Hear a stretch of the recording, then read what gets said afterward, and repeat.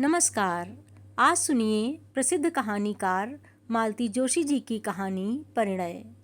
मालती जोशी जी की कहानियाँ संस्कारों का भंडार हैं और समाज के हर वर्ग में, चाहे वो गृहिणी हो या कामकाजी महिला, बड़े पदों पर पदस्थ व्यक्ति हो या साधारण व्यक्ति, नवयुवक हो या वानप्रस्थ, समान रूप से आदर और सम्मान के साथ ग्रहण की जाती हैं।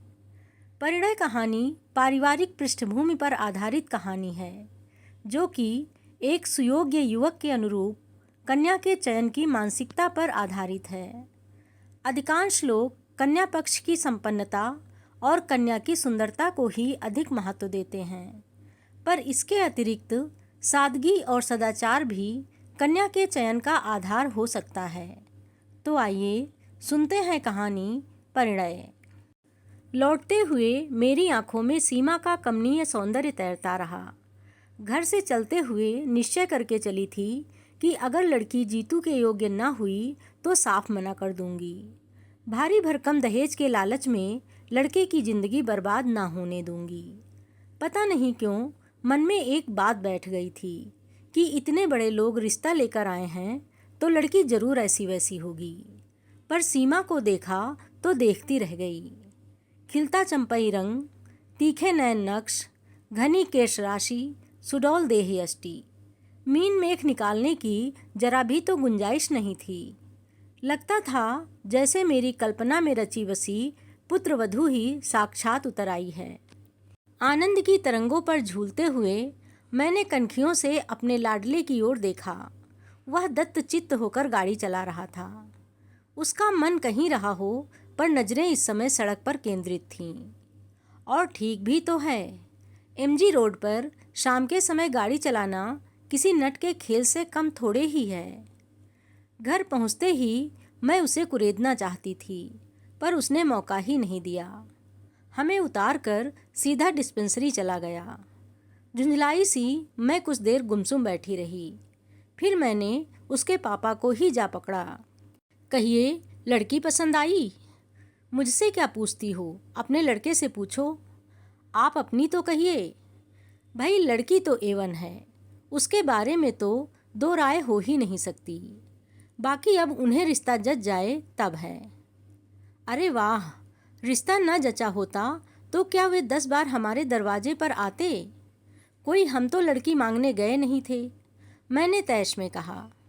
सो तो ठीक है भाई। और वे चुप हो गए। समझ गई कि रामदास जी के वैभव की चकाचौंध से वे अब तक उबर नहीं पाए हैं। झूठ क्यों बोलूं, विस्मित तो मैं भी हुई थी। जो सोचा था उससे कुछ ज़्यादा ही पाया था, और जो था उसका प्रदर्शन करने की भी उन्होंने भरपूर कोशिश की थी।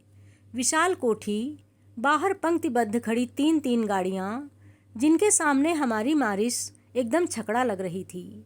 कीमती सूटों में सजे हुए उनके तीनों लड़के, गहने कपड़ों से लदी तीनों बहुएं, दामी कालीन, महंगा फर्नीचर, वर्दीधारी नौकर, शाही नाश्ता, हर चीज में प्रदर्शन था। हर बात में प्रभावित करने की कोशिश थी।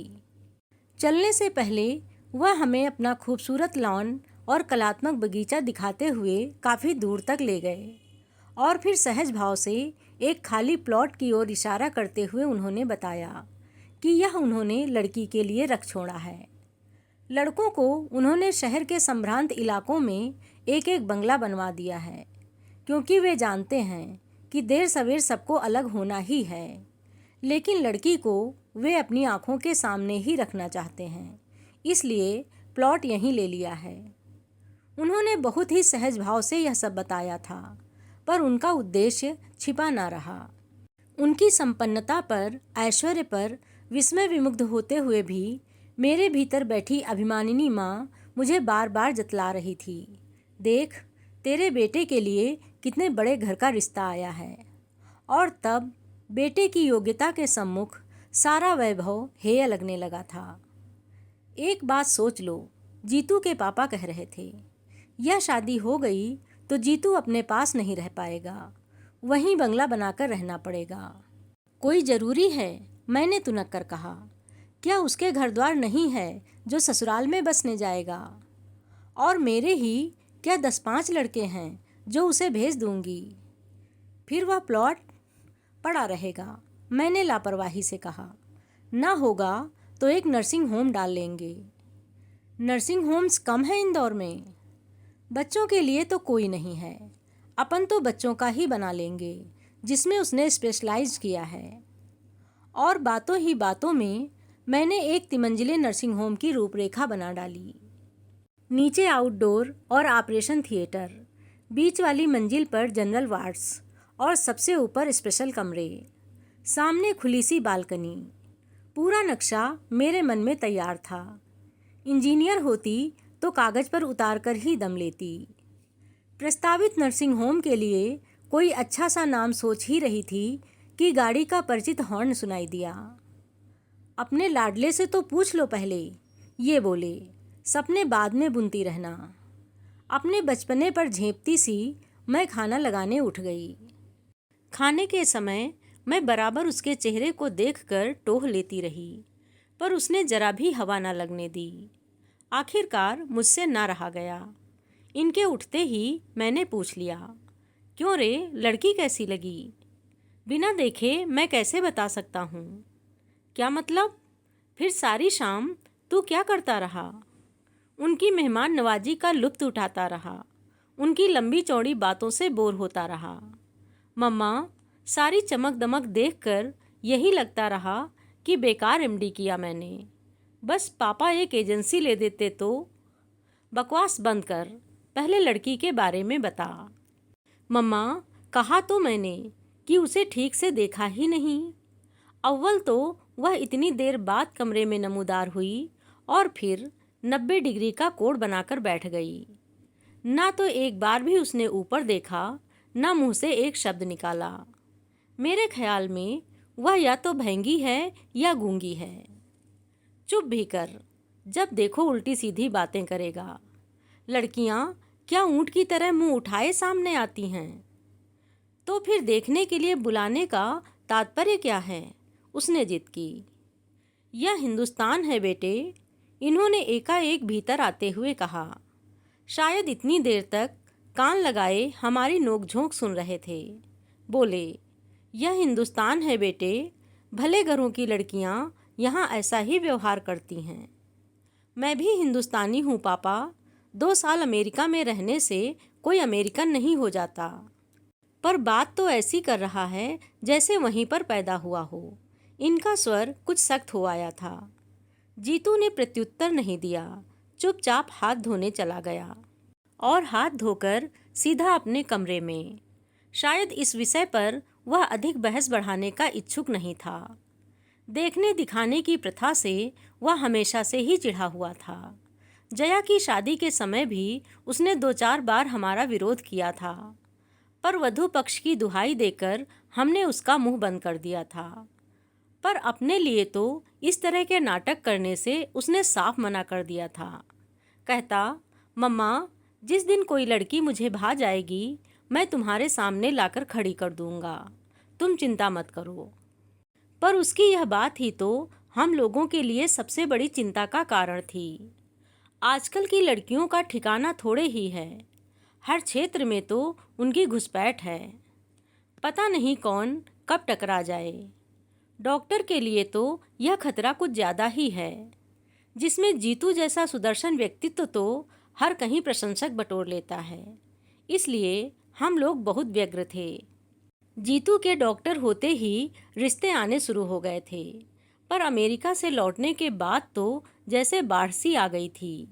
क्योंकि जीतू डॉक्टर था, इकलौता था, फॉरेन रिटर्न था। गली में सही पर अपना 2 मंजिला मकान था। पुरानी सही पर घर में एक गाड़ी थी। पिता की अच्छी खासी प्रैक्टिस थी। बिरादरी में ऐसे सर्वगुण संपन्न लड़के थे ही कितने। खाता पीता घर और डॉक्टरी पास वर। लोगों के मुंह में पानी ना आता तो आश्चर्य था। तभी तो रामदास जी जैसे प्रमुख व्यवसायी ने हमारे दरवाजे पर दस्तक दी थी। बड़ी मुश्किल से जीतू साथ जाने के लिए राजी हुआ था। कह रहा था, पहले तुम देखाओ। पर लड़की वालों को बार बार परेशान करना हमें अच्छा नहीं लगा। जया के वक्त के कुछ कड़वे मीठे अनुभव अभी भी मन में ताजे ही थे, इसीलिए हम सब साथ ही वहाँ पहुँचे।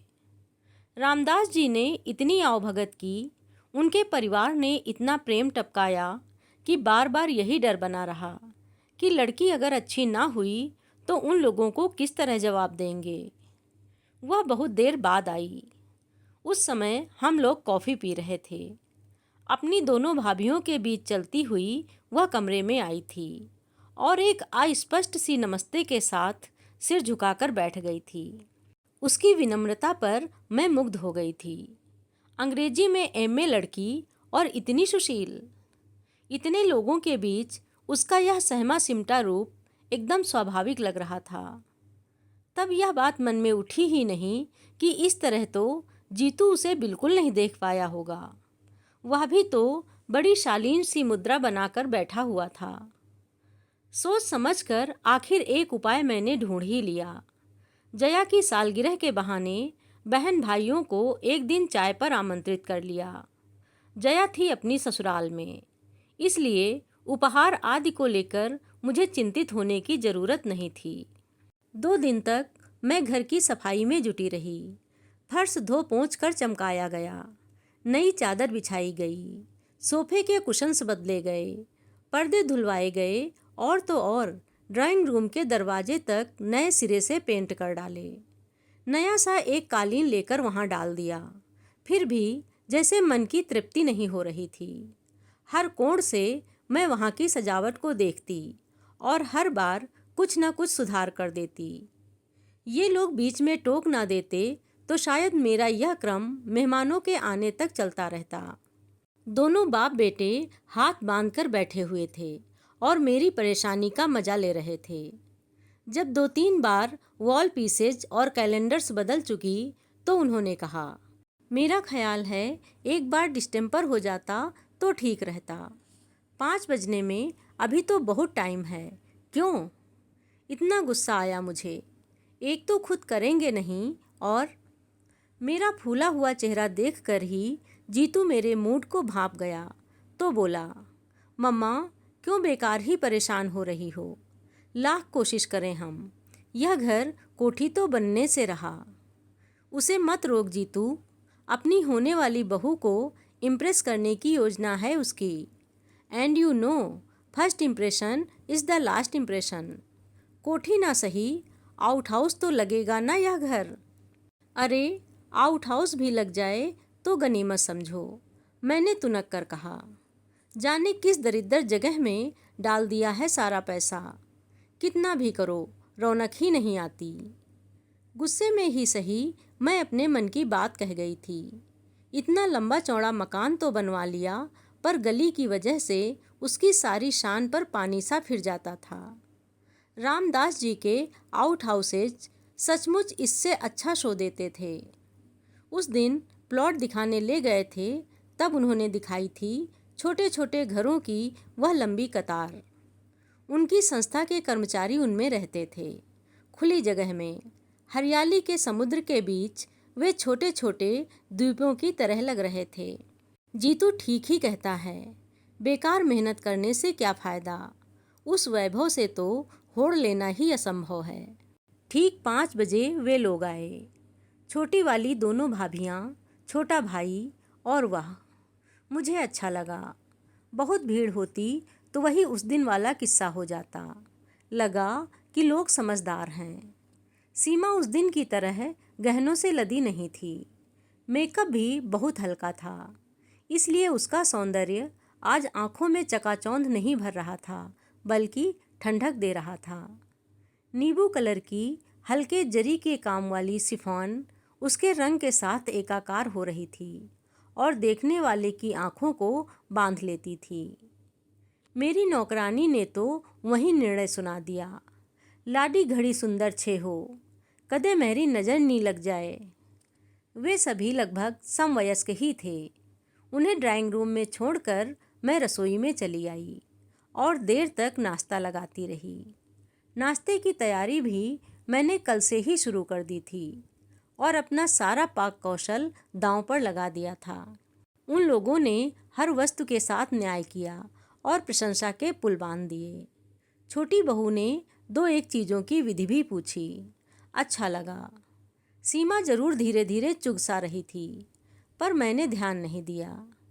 अपनी होने वाली ससुराल में कोई चबर चबर खा सकता है भला? खाने के बाद मैं महिलाओं को घर दिखाने में लग गई। उन दोनों ने हर बात की प्रशंसा की, सजावट की, सामान की, कढ़ाई की, बुनाई की। सबसे अंत में मैं उन लोगों को किचन में ले गई जो मेरा अभिमान बिंदु था। सफ़ेद रंग में नहाया हुआ, आधुनिक उपकरणों से सजा हुआ। अलमारी में झिलमिल करते स्टील के बर्तन, चमकते पीतल के हिंडालियम के डिब्बे, जगमग करती क्रॉकरी।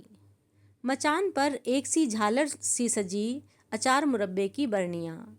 जो भी देखता प्रशंसा करता। इन लोगों ने भी की, पर सीमा यहाँ भी चुप चुप बनी रही। इस बार मैं उतनी तटस्थ नहीं रह सकी। मन में कुछ चुभा जरूर। मुंह खोलकर तारीफ ना करती, पर प्रशंसा की एक नज़र तो डाल लेती। आखिर कल को यह गृहस्थी उसकी भी हो सकती है। उनके जाते ही मैंने पूछा, क्यों रे, आज तो ठीक से देख लिया ना? हाँ। अच्छी है? हाँ, बशर्ते बोलना जानती हो। क्या मतलब? मतलब यह मम्मा कि वह जरूर हकलाती होगी, नहीं तो 2 घंटों में क्या एक बार भी मुंह नहीं खोलती। आश्चर्य में भर कर मैं उसे देखती रह गई। देखो, 2-2 बार तो तुम लोग लड़की देख चुके हो, और तो और उसे घर भी बुला चुके हो। अब अगर मना कर दें हम लोग तो क्या शराफत होगी? बिरादरी में कहीं मुंह दिखाने लायक भी नहीं रह जाएंगे हम, इन्होंने सख्ती से कहा। और अगर वहीं से इनकार आ जाए तब? उस ओर से निश्चिंत रहो। उनके मन में जरा भी शंका होती तो वे लड़की को यहाँ नहीं भेजते। मैं तो सोचता हूँ कि वे तो अपनी ओर से सब तय मानकर ही चल रहे हैं। कैसे? याद नहीं? उस दिन जब हम लोगों को प्लॉट वगैरह दिखाने ले गए थे, तब रामदास जी के पुराने पार्टनर की लड़की मिल गई थी। तब उन्होंने जीतू का परिचय देते हुए कहा था, यह तुम्हारे जीजा जी हैं। अरे हाँ, और मुझे एकदम सारी बातें याद आ गईं। उस दिन रामदास जी हमें अपना बगीचा दिखाते हुए दूर तक उस प्लॉट के पास तक ले गए थे, जो उन्होंने अपनी बिटिया के लिए रख छोड़ा था। हम लोग मुआयना कर ही रहे थे कि पीछे आउटहाउस की तरफ से एक लड़की साइकिल पर आती दिखाई दी। पास आते ही साइकिल से उतरकर उसने पहले रामदास जी को और फिर हम सबको सलज्ज भाव से प्रणाम किया। लड़की बहुत सुंदर नहीं थी, वेशभूषा भी साधारण ही थी, पर कोठी की चमक दमक भरे वातावरण के बाद उसका रूप ऐसे लगा जैसे बरसात के बाद धूप निकल आई हो। स्कूल जा रही हो बेटे? जी। माँ ठीक हैं? जी, रात को कुछ बुखार हो आया था, अब तो ठीक हैं। बस, अब तो उन्हें ठीक होना ही है। ये तुम्हारे जीजा जी अमेरिका से डॉक्टरी पढ़कर आए हैं, सो किसके लिए? रामदास जी ने कहा। फिर जीतू की ओर देखकर बोले, बेटा जितेंद्र, यह एक ही साली है तुम्हारी, लेकिन 10 के बराबर है, बच कर रहना। उसने कनखियों से जीतू को देखा और शर्माकर मुस्कुरा दी। फिर धीरे से रामदास जी से बोली, ताऊ जी, मैं चलूं अब? हाँ बेटे, 10:30 हो रहे हैं, चलो अब, नहीं तो लेट हो जाओगी। उन्होंने प्यार से पीठ थपथपाकर उसे विदा किया। जाने से पहले उसने एक बार फिर हम सबको नमस्कार किया और साइकिल हाथ में लेकर चल पड़ी। कुछ दूर जाने के बाद ही वह उस पर सवार हुई। उसकी विनम्रता पर मैं मुग्ध हो गई। पूछ ही लिया, कौन है यह? बड़ी प्यारी लड़की है, मेरे दोस्त की बेटी है। हम दोनों एक ही दफ्तर में काम करते थे। क्लर्की की बंधी बंधाई आमदनी से तंग आकर दोनों ने साथ ही साथ यह बिजनेस शुरू किया था। तब कल्पना भी न थी कि यह इतना अच्छा चल निकलेगा। दुख यही होता है कि जब अच्छे दिन आने को हुए वह चल बसा। अरे, क्या डेथ हो गई? हाँ, एक स्कूटर एक्सीडेंट में वह और अनु से बड़ा लड़का दोनों जाते रहे। तब से माँ बेटी यहीं हैं। धंधे में जो शेयर था उसके एवज में भाभी ने यह मकान मांग लिया है। उसी में रहती हैं। एक प्राइवेट स्कूल में पढ़ाती हैं। पिछले 2 सालों से बीमार चल रही हैं, इसलिए उन लोगों ने अब अनु को लगा लिया है। रिश्तेदार तो होंगे या कोई नहीं है? मैंने सहानुभूति से पूछा।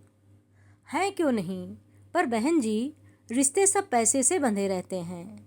शंभुनाथ की मृत्यु के बाद उसके पिताजी आकर बहू को, पोती को लिवा ले गए थे, पर इंश्योरेंस के पैसों को लेकर मनमुटाव हो गया।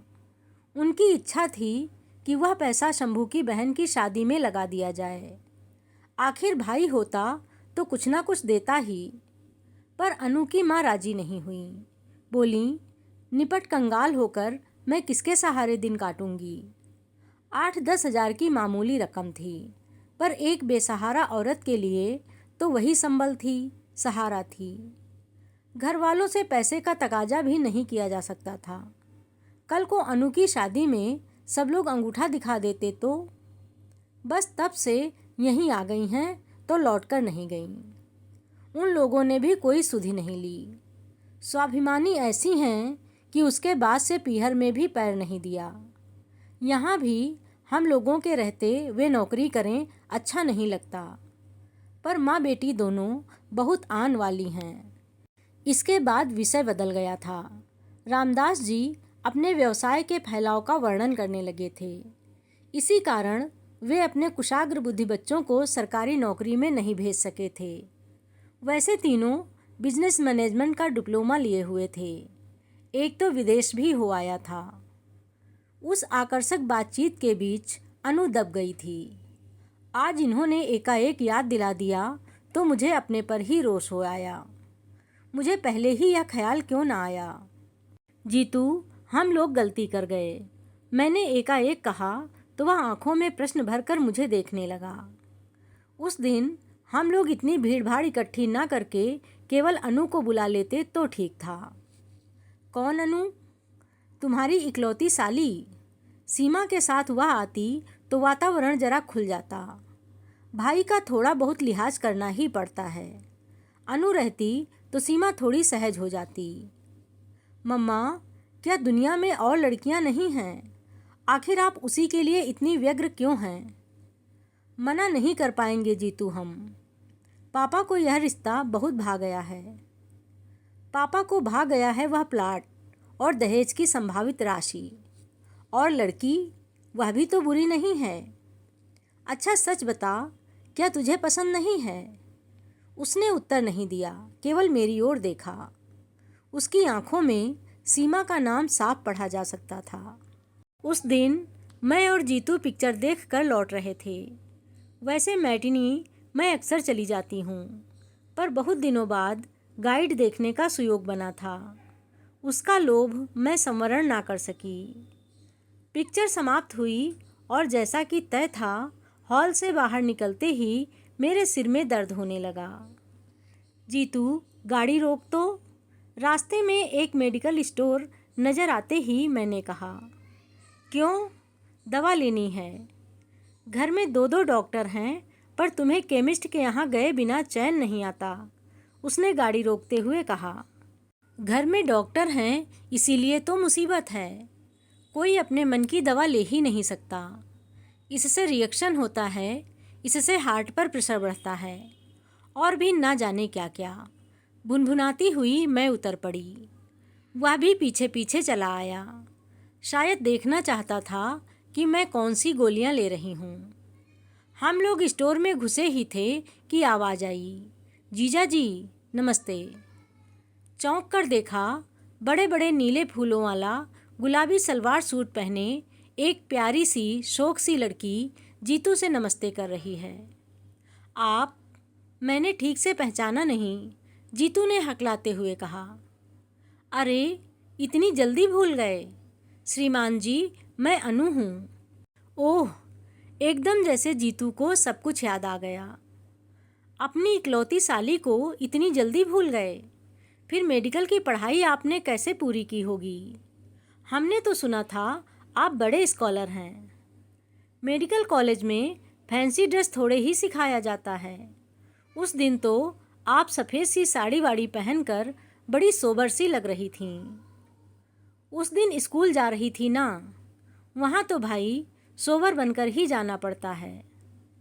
तो पढ़ाती भी हैं। हे भगवान, इस देश का क्या होने वाला है। जीतू भी अब मूड में आ गया था। देश की चिंता मत कीजिए जीजा जी, जो बच्चे आपके इलाज से बच जाएंगे वे ही मेरे स्कूल में आएंगे। मैं काउंटर पर खड़ी खड़ी उस नोकझोंक का मजा ले रही थी। जब बिल चुकाकर लौटने लगी तब अनु ने मुझे देखा। नमस्ते आंटी, उसने विनम्रता से सिर झुकाकर कहा और पास आकर खड़ी हो गई। कैसी हो बेटे? माँ कैसी हैं? मैंने औपचारिकता निभाई। माँ का तो आंटी चलता ही रहता है, उन्हीं की दवाइयाँ लेने तो आई हूँ। उसने कंधे पर लटका बैग खोलकर दिखाते हुए कहा। चलो तुम्हें घर छोड़ दें, मैंने दुकान से बाहर निकलते हुए कहा। ना आंटी, मेरे पास तो अपना लौहरत है। पर यह बताइए आप लोग घर कब आ रहे हैं? उस दिन ताऊ जी कह रहे थे कि जीजा जी एक दिन माँ को देखने जरूर आएंगे। मैंने जीतू की ओर देखा। वह कुछ देर तक सोचता रहा, फिर बोला, अनु जी, आपके घर हम आएंगे जरूर, पर एक शर्त है। फरमाइए। कुछ देर वह पेशोपेश में चुप रहा, फिर बोला, मम्मा तुम चलकर गाड़ी में बैठो, मैं अभी 1 मिनट में आया। बच्चे इस तरह लिहाज करते हैं तो कितना अच्छा लगता है। वैसे शर्त क्या मुझसे छिपी हुई थी? सीमा को भी उसके साथ अनु के यहाँ बुलवाने की बात होगी, और क्या। 5-6 दिन बाद एक दिन दोपहर का खाना खाते हुए उसने पूछा, मम्मा शाम का कोई कार्यक्रम तो नहीं है? नहीं तो क्यों? अनु के यहाँ चलना है। मैं चलकर क्या करूँगी रे? यूँ ही तुम लोगों को असुविधा होगी। हम लोगों से मतलब यही कि सीमा भी आएगी ना वहाँ।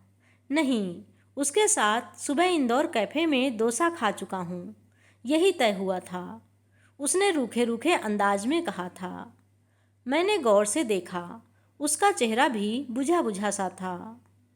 शाम को कुछ यूँ ही मूड में हम लोग रवाना हुए। अपनी कार हम लोगों ने जानबूझकर छोड़ दी थी।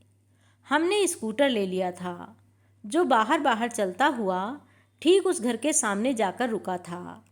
वह प्रतीक्षा में द्वार पर ही खड़ी थी। हमें देखते ही उसकी आंखें प्रसन्नता से चमक उठीं। पहले कमरे में ही अनु की माँ का बिस्तर लगा हुआ था। उम्र पता नहीं क्या रही होगी, पर जीवन संघर्षों और बीमारियों ने उस औरत को बुरी तरह थका दिया था। कुछ औपचारिक चर्चाओं के बाद जीतू बोला, मम्मा आप लोग थोड़ी देर गपशप करो, तब तक मैं इन्हें देख लेता हूँ। अनु मुझे भीतर लिवा ले गई।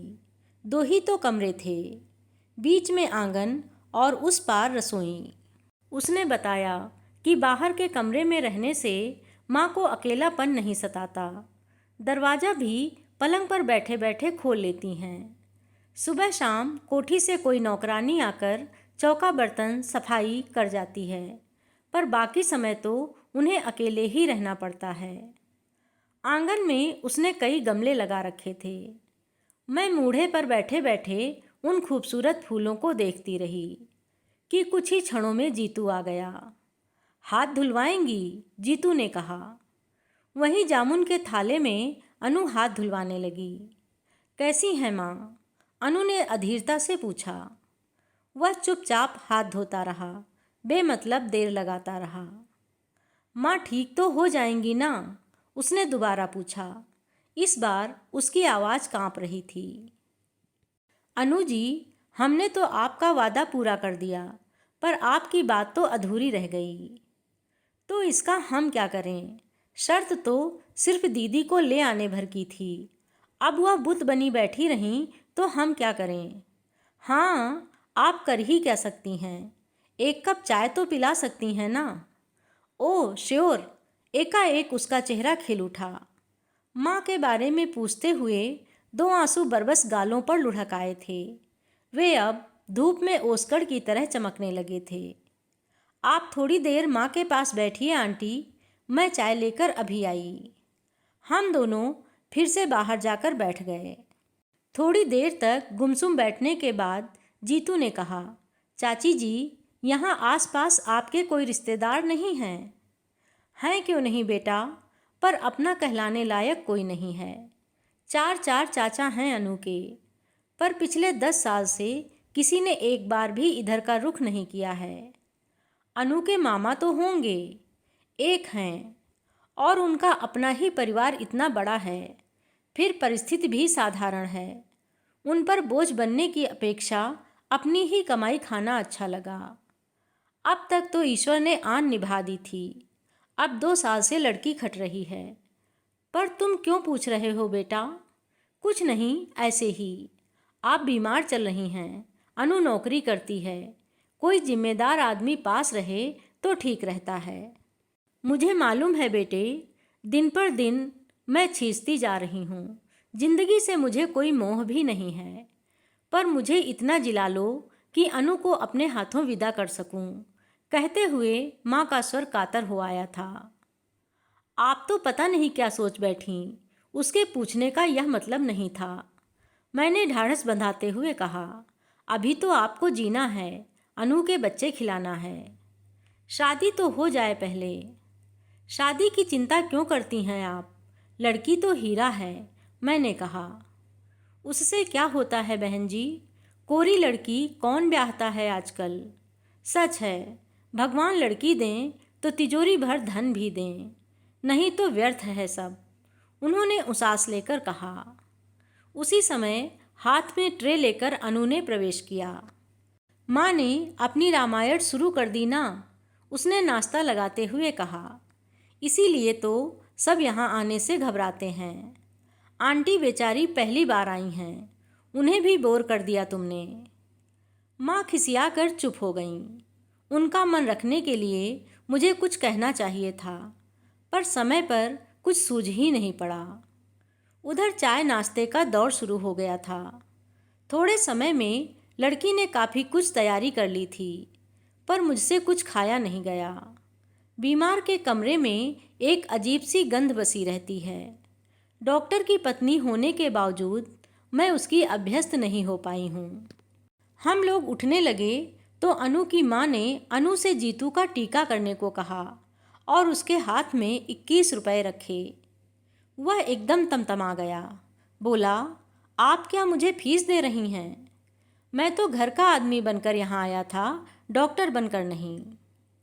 अनु की माँ ने दोनों हाथ माथे से छुआते हुए गिड़गिड़ा कर कहा, फीस नहीं है बेटे, तुम्हारी फीस देने की सामर्थ्य नहीं है मेरी।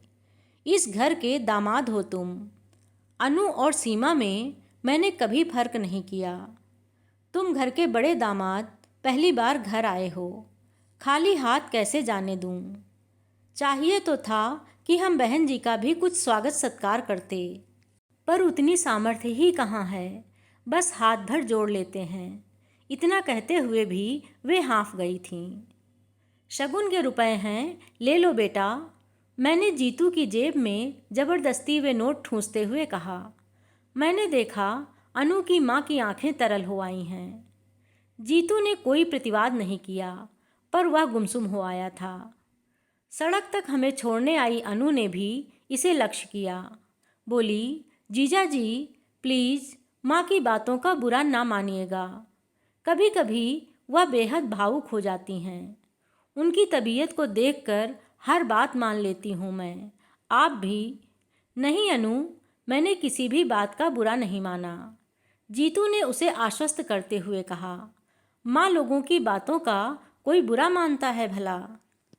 अनु तो आश्वस्त होकर घर लौट गई, पर जीतू सारे रास्ते वैसा ही चुप चुप रहा। मैंने समझाया भी, इतना संकोच करने की ज़रूरत नहीं है। कल को तेरी शादी होगी तो मैं अनु को 20 की जगह 120 की साड़ी पहना दूंगी। पर आज अगर रुपए लौटा दिए जाते तो दोनों माँ बेटी यही समझती कि उनकी परिस्थिति का मखौल उड़ाया जा रहा है। पर वह उसी तरह गंभीर बना रहा। रात को अचानक मेरे मन में एक बात कौंधी और मुझे उसके उखड़े मूड का कारण समझ में आ गया। बत्ती बुझाकर सो चुके थे हम लोग, फिर भी मैं धीरे से उठाई और जीतू के कमरे का दरवाज़ा खटखटाया। दरवाज़ा खुला ही था और वह रोज़ की तरह बेड लैंप जलाए पढ़ रहा था। मुझे देखते ही हड़बड़ाकर उठ बैठा और बोला, क्या बात है मम्मा, तुम्हारी तबीयत तो ठीक है ना? उसके स्वर में घबराहट थी। मुझे कुछ नहीं हुआ है रे, पास पड़े स्टूल पर बैठते हुए मैंने कहा। पर मुझे एक बात बता, क्या सचमुच सीमा ने आज तुझसे बात नहीं की? कि क्यों नहीं? कम से कम इतना तो साबित हो ही गया कि वह गूंगी नहीं है और हकलाती भी नहीं। मजाक रहने दे, मुझे ठीक से बता।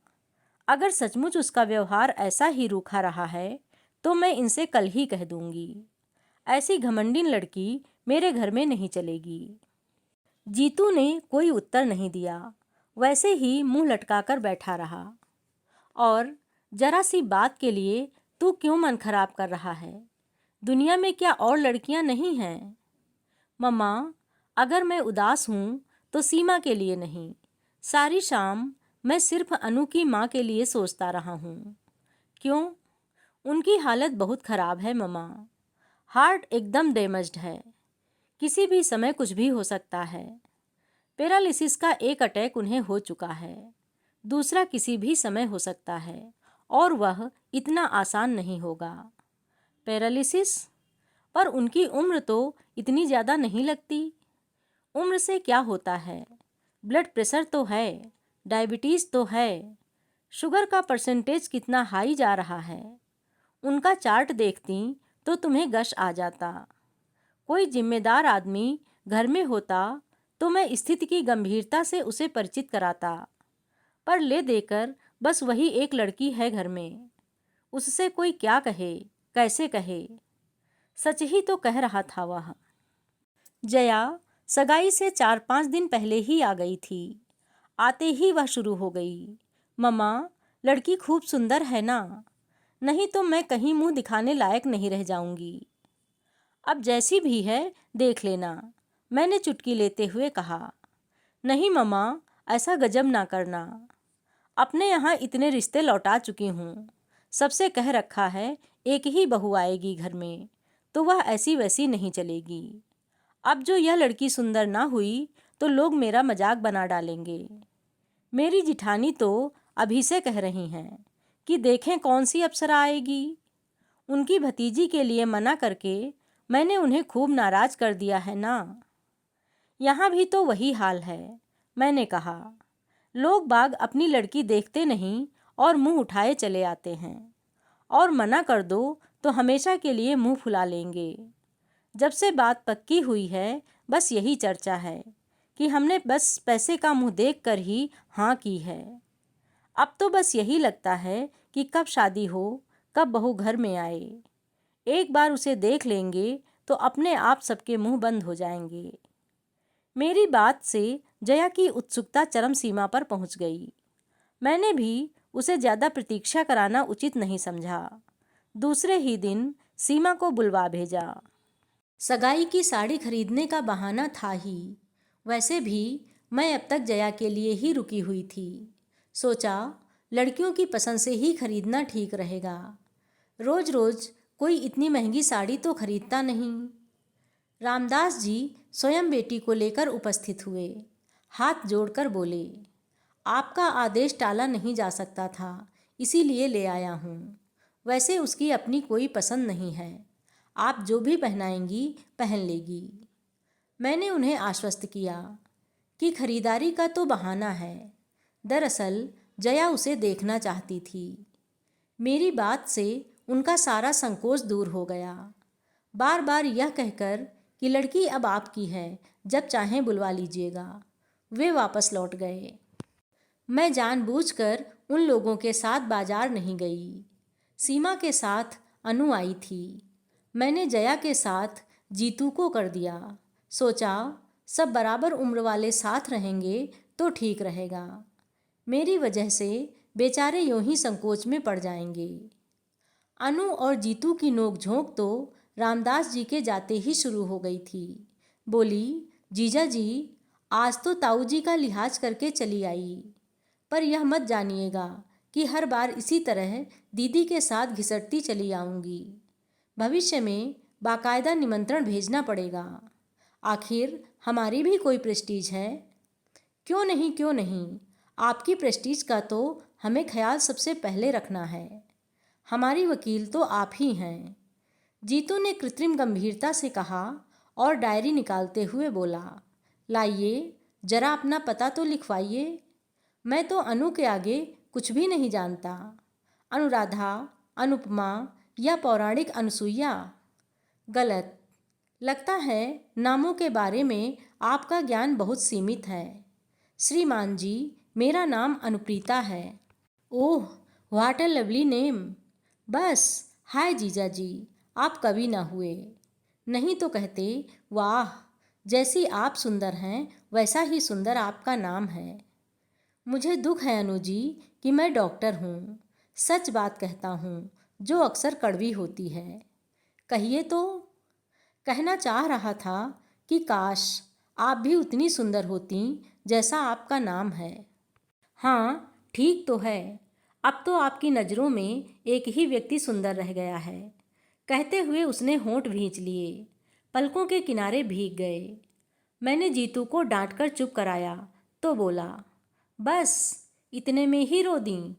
और आपके ताऊ जी कह रहे थे एक ही साली है पर 10 के बराबर है।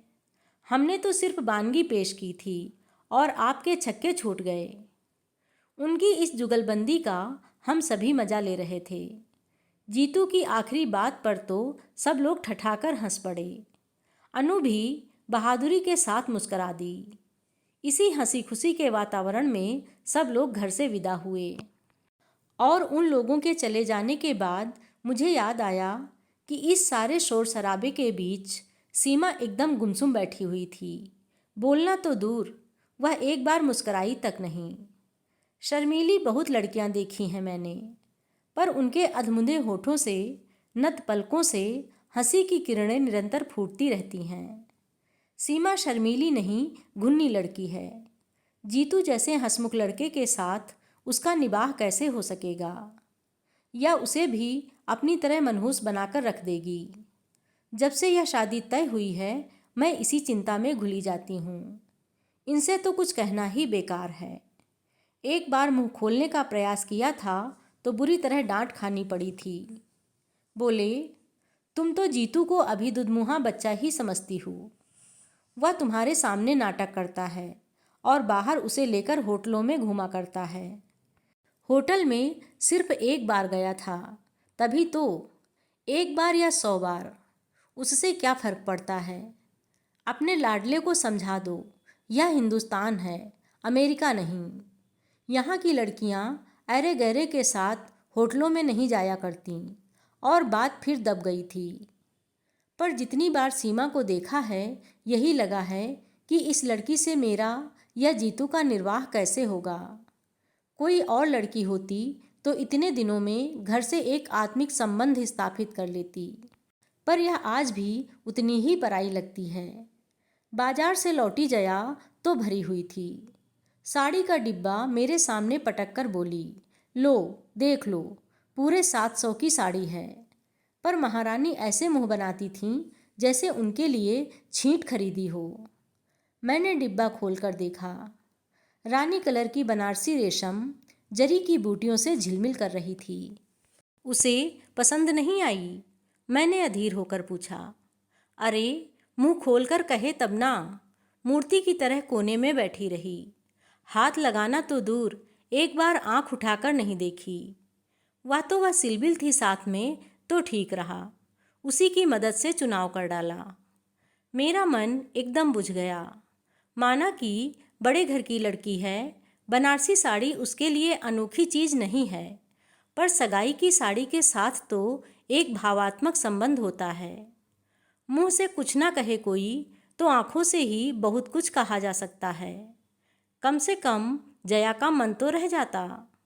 वह तो इतनी आहत होकर लौटी है कि बहू की रूप चर्चा उसके सामने व्यर्थ ही है। मुझे यही तो डर लगता है रे, मैंने कहा। अजीब घुन्नी लड़की है, जीतू के साथ पता नहीं कैसे निभेगी। घुन्नी नहीं है मम्मा, घमंडी है। तुम तो अब अपनी चिंता करो। जीतू के लिए परेशान होने की ज़रूरत नहीं है। उनकी तो खूब घुट रही है। अभी आते आते भी उसने एक चिट्ठी चुपके से पकड़ाई है। मैंने साफ देखा है। जया की बात ने सचमुच चौंका दिया मुझे। सोचा, ये ठीक ही कहते हैं। जीतू यूं ही मेरे सामने नाटक करता होगा। मैं भी तो पागलों की तरह उसके पीछे पड़ जाती हूँ। सीमा ने क्या बात की, कैसे की, बेचारा जवाब दे भी तो क्या। कुछ भी हो, मन से एक बोझ तो उतर ही गया। सारी तैयारी करते कराते रात के 12 बज गए। दूसरे दिन ये लोग ओली डालने जा रहे थे। इतने बड़े घर में संबंध होने जा रहा था। पहली बार हम लोग कुछ लेकर जा रहे थे, पर जैसे सारी चिंता मेरे ही सिर पर थी और कोई मेरा हाथ बटाने नहीं आ रहा था। जीतू का तो खैर प्रश्न ही नहीं था। जया मुंह फुलाकर बैठ गई थी। उसे सीमा जरा भी अच्छी नहीं लगी थी।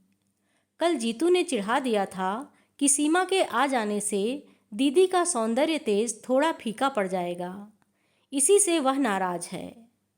बात हंसी मजाक में ही टल जानी थी, पर जया बहुत बुरा मान गई थी। उसकी ओर से किसी सहायता की आशा करना ही व्यर्थ था। सबसे ज़्यादा रोष तो मुझे उसके पापा पर आ रहा था।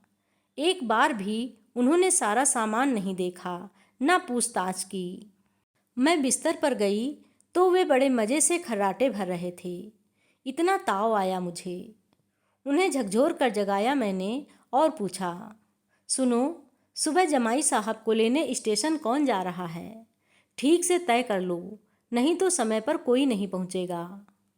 कोई नहीं जा रहा, उन्होंने अलसाए स्वर में कहा। क्यों? क्योंकि वे नहीं आ रहे। क्यों? आपको कैसे पता चला? क्योंकि मैंने ही उन्हें फ़ोन पर मना किया है। अरे क्यों? क्योंकि कल का प्रोग्राम कैंसिल हो गया है। क्यों? रामदास जी को हार्ट अटैक हो गया है। हाय राम! क्यों? क्योंकि उनकी लड़की अपने फुफेरे भाई के साथ भाग गई है। क्यों? वे एकदम झल्लाकर उठ बैठे। तुम्हारी इस क्यों का कहीं अंत भी होगा? लड़कियां किसी के साथ क्यों भाग जाती हैं, क्या यह भी मुझे बताना होगा? खिसियाकर चुप हो गई मैं। सच तो पागलों की तरह प्रश्न पर प्रश्न किए जा रही हूँ। कम से कम इनकी मनः स्थिति का तो ख्याल किया होता। शाम से अनमने हैं बेचारे, पर मुझे अपनी व्यस्तता के बीच ध्यान ही ना आया। इस कांड की तो मैंने कल्पना भी ना की थी। मन इतना बौखला गया था कि अनचाहे मुंह से निकल गया। अब क्या, मिठाई बांटो? वह गुर्राए। तुम दोनों माँ बेटे तो शुरू से ही मीन मेख निकाल रहे थे ना। अब तुम्हारे मन की हो गई। घर आई लक्ष्मी दरवाजे से ही लौट गई। खूब आनंद मनाओ अब। क्षोभ उनके हर शब्द से टपका पड़ रहा था। रामदास जी के घर समधी बनकर जाने का सबसे ज़्यादा चाव उन्हीं को था। इसीलिए सबसे ज़्यादा निराशा भी उन्हें ही झेलनी पड़ी। इसके बाद चुप रहने में ही मैंने अपनी खैरियत समझी, पर रात भर मुझे नींद नहीं आई। बार बार सीमा का रूखा व्यवहार याद आता रहा। उसे हम लोगों में कोई दिलचस्पी नहीं थी, तो वह स्वाभाविक ही था। पर घर के लोग कैसे हैं, क्या उन्हें भी अंदाज़ा ना हुआ होगा?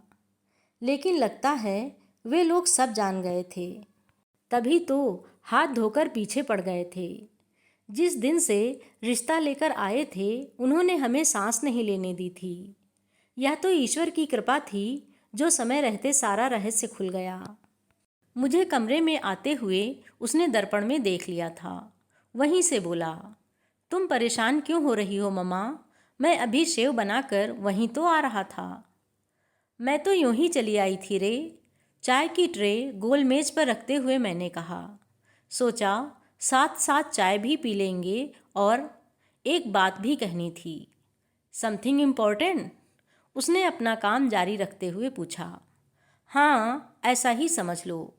वह जो सीमा है ना, वह इस बुरी तरह से चौंका कि रेजर हाथ से फिसल ही गया।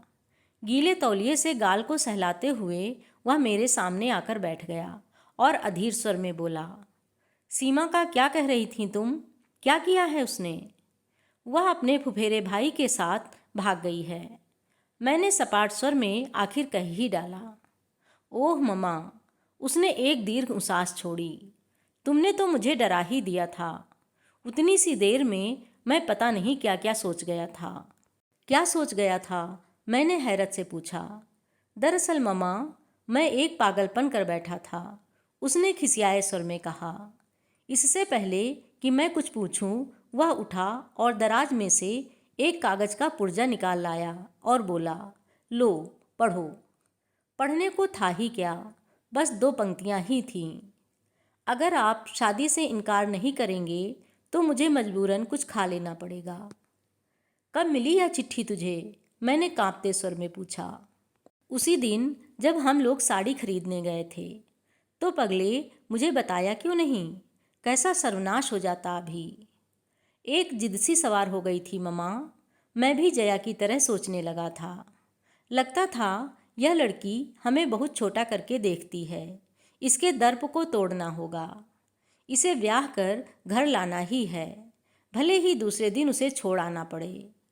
उसकी बेरुखी का और भी कोई कारण हो सकता है, इस ओर ध्यान ही नहीं गया। और अगर वह सचमुच कुछ खा लेती तो? मैंने कप में चाय डालते हुए पूछा। इसीलिए तो तुमने जब एकाएक उसका नाम लिया तो मैं डर गया। मुझे तो हैरत होती है मम्मा, पढ़ी लिखी होकर भी ये लड़कियां इतनी बुज़दिल कैसे होती हैं। अपने मन की बात मुंह खोलकर कहती क्यों नहीं? बस गूंगी गाय की तरह हर किसी खूंटे से चुपचाप बंध जाती हैं। अब तो उसने अपने तेवर दिखला दिए ना, मैंने कड़वाहट भरे स्वर में कहा। हाँ, यह तो मानना पड़ेगा, उसने काफ़ी दिलेरी से काम लिया। पता मालूम हो तो मेरी ओर से बधाई का तार भेज देना। मैं तो इसी बात के लिए शुक्रगुजार हूँ कि वह काफ़ी समझदारी से पेश आई। शादी की रात तक इंतज़ार नहीं किया, नहीं तो अपनी ज़िंदगी में भी फिल्म स्टोरी बन जाती। वह उठकर पुनः आईने के सामने खड़ा हो गया था। मैं गौर से देखती रही, पर साबुन के झाग से भरे उस चेहरे पर कुछ भी पढ़ना असंभव था। ईश्वर से यही मनाती रही कि हताशा का यह ज्वर जो मुझे मथ रहा है, उसे अछूता ही छोड़ दे। वह वास्तव में उतना ही निर्लिप्त बना रहे जितना कि वह दिखा रहा है। सीमा के अपने घर में जो भी कहर बरपा हो, पर इस घर की भी रौनक कुछ दिनों के लिए छिन सी गई थी। बच्चों के पापा का मूड तो उसी दिन ऑफ हो गया था। मेरा मन भी बुझ गया था। जया भी इतने दिनों बाद इंदौर आई थी, पर सहेलियों से मिलने का, रिश्तेदारों के यहाँ जाने का उसमें जरा भी उत्साह नहीं रह गया था। जहाँ भी जाओ वही प्रश्न, वही कौतूहल, वही शंकाएं, खींच सी होने लगती थी। हम सबके बीच जीतू बिल्कुल सरल स्वाभाविक बना हुआ था, पर माँ थी, इसीलिए जानती थी कि वह भीतर ही भीतर हिल गया है। उसके ठहाके बेजान होते जा रहे हैं। दीदी के साथ उसकी नोक झोंक में कोई दम नहीं रहा। जया के बच्चों के साथ चल रही उसकी छेड़खानी भी मात्र एक दिखावा है। और फिर जया ने एकदम घर लौटने का फैसला कर लिया। उसे रोकने में कोई तुक भी नहीं था। भारी मन से मैंने विदा की तैयारियां शुरू कर दीं। कैसे उत्साह से आई थी बेचारी, और अब कैसी मनः स्थिति में लौट रही है। पर लड़की बहुत समझदार है। बोली, मम्मा, हम तो सबको यही बताएंगे कि लड़की के पिता अचानक बीमार हो गए थे, इसी से काम रुक गया है। आप लोग अपने से कुछ लिखना नहीं। उसकी सूझबूझ देखकर दंग रह गई मैं। सच, लड़कियों को मैके की प्रतिष्ठा का कितना ख्याल रहता है। कुलियों के सिर पर सामान लदवा कर हमने प्लेटफार्म पर पैर दिया ही था कि आवाज़ आई, नमस्ते दीदी, नमस्ते आंटी, नमस्ते जी। मैंने चौंक कर देखा। यूनिफॉर्म की साड़ी पहने बच्चों के एक झुंड से घिरी अनु खड़ी है। आज जा रही हैं दीदी? उसने पूछा। पर उत्तर की कौन कहे, दोनों भाई बहनों ने उसकी ओर देखा तक नहीं। सीधे मुंह उठाए 3 व्हीलर की तरफ चले गए। बेचारी का इतना सा मुंह निकल आया। मुझे दया हो आई। वैसे भी पीछे ही घिसट रही थी मैं। पास जाकर पूछा, कैसी हो अनु? माँ ठीक हैं? माँ ठीक नहीं है आंटी, परसों से बुखार में पड़ी हैं, उसने उदास स्वर में कहा। तो छुट्टी क्यों नहीं ले लेती? रोज रोज छुट्टी कौन देता है आंटी? फिर यह तो जनवरी का महीना है, रोज ही बच्चों को लेकर किसी न किसी स्कूल में जाना पड़ता है। प्रतियोगिताएं जो चल रही हैं, आज भी महू जा रही हूँ, घर पर महरी को बिठाकर आई हूँ। ट्रेन ने शायद सिग्नल दे दिया था। प्लेटफार्म पर गहमा गहमी एकदम बढ़ गई। उसी शोर शराबे में अनु की आवाज़ भी खो गई और अनु भी। जया को ढूंढते हुए मैं भीड़ को चीरती चल पड़ी। लौटते समय मैंने जीतू से पूछा, अनु से बात क्यों नहीं की तूने? उस बेचारी का क्या दोष है? दोष किसी का भी हो मम्मा, सजा तो सभी को भुगतनी पड़ती है। उसके स्वर से चौंक कर मैंने देखा। व्यथा से या कि रोष से उसका चेहरा काला पड़ गया था। मैंने ठीक ही समझा था। लड़का भीतर ही भीतर हिल गया था और फिर एक बार रिश्तों की बाढ़ सी आ गई। खबर फैलते देर ही कितनी लगती है। फिर शुरू हो गई बरसात फोटो और जन्म कुंडलियों की। सुबह शाम दरवाजे पर परिचित अपरिचित चेहरों की भीड़ जुटने लगी। बढ़ चढ़कर दहेज के आकर्षक प्रस्ताव सामने आने लगे। एक समय था जब इन सारी बातों से मुझे बड़ी खुशी होती थी। लड़के की माँ होने का गौरव जैसे मन में समाता नहीं था, पर अब तो जैसे कोफ्त सी होने लगी है। लगता जैसे मेरा लड़का नीलाम पर चढ़ रहा है, जिसकी बोली सबसे ऊंची लगेगी उसी को मिलेगा। लाख बार समझाया कि अभी हम लोग कुछ कहने सुनने की स्थिति में नहीं हैं, हमें कुछ संभलने का मौका दीजिए। पर लोग इसे भी वरपक्ष की एक अदा ही समझते। फिर से मनुहार शुरू हो जाती। हम लोग तो जैसे तैसे मान भी जाते, पर जीतू को लड़की दिखाने ले जाना एक टेढ़ी खीर थी। जनता के पास इस समस्या का भी हल था। लोग किसी न किसी बहाने लड़कियों को लेकर घर आने लगे। बाजार में, मंदिर में या सिनेमा हॉल में योजनाबद्ध तरीके से लड़कियों का प्रदर्शन होने लगा। जीतू तो एकदम बौखला गया। बोला, मम्मा तुम सब लोग मिलकर मुझे पागल बना दोगे। भगवान के लिए मेरा पीछा छोड़ दो। जिस दिन कोई लड़की मन की मिल जाएगी, मैं तुम्हारे सामने लाकर खड़ी कर दूंगा, बस। अब क्या लड़कियां सड़कों पर पड़ी मिल जाती हैं, पर उससे उलझे कौन। गोमती भाभी के चाचा जी एक बहुत अच्छा प्रस्ताव लेकर आए थे। अच्छा खानदान था, खाते पीते लोग थे। लड़की सुंदर थी और डॉक्टर थी।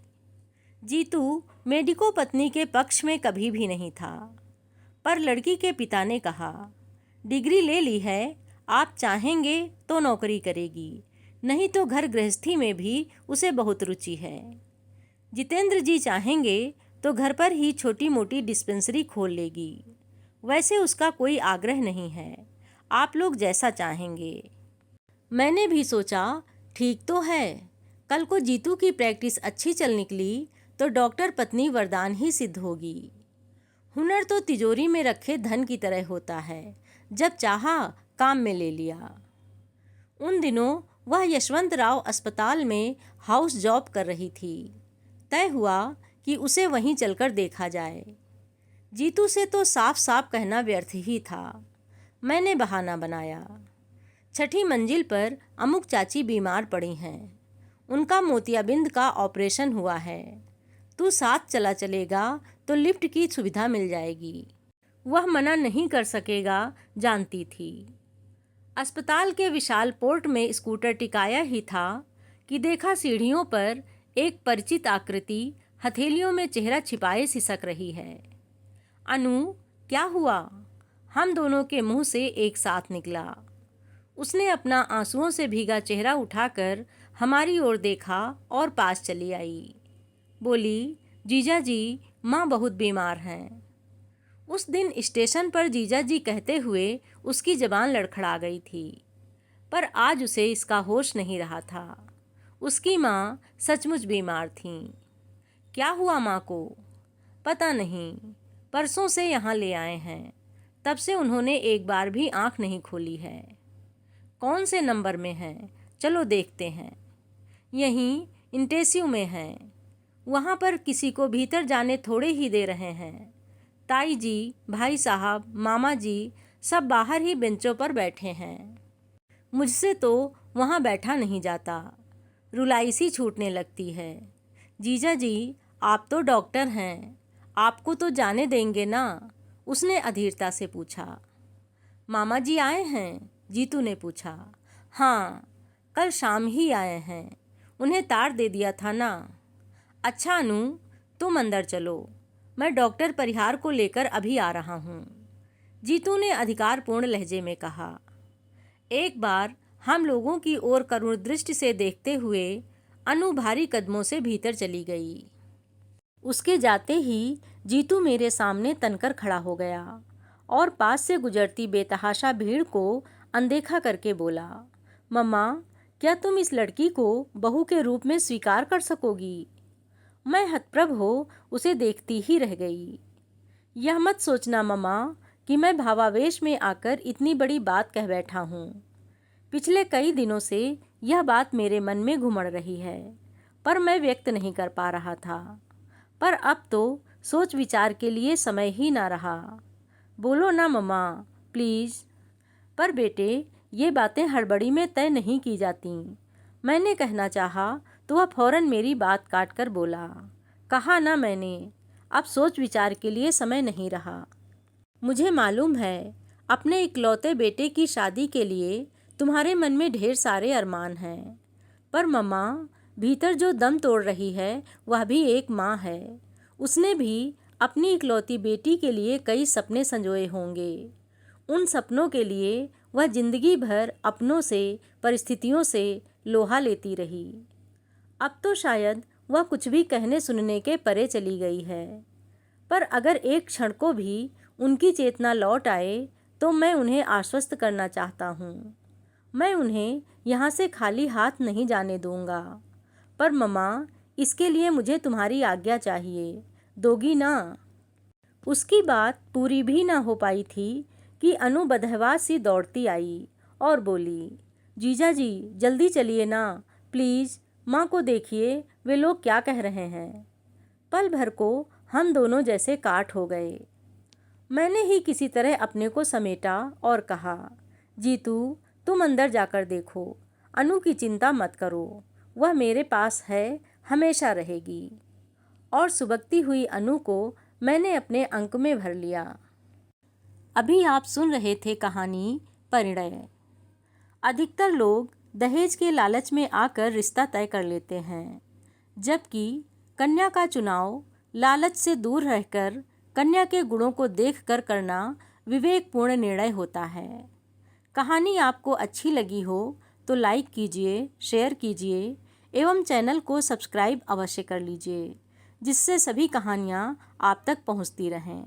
धन्यवाद।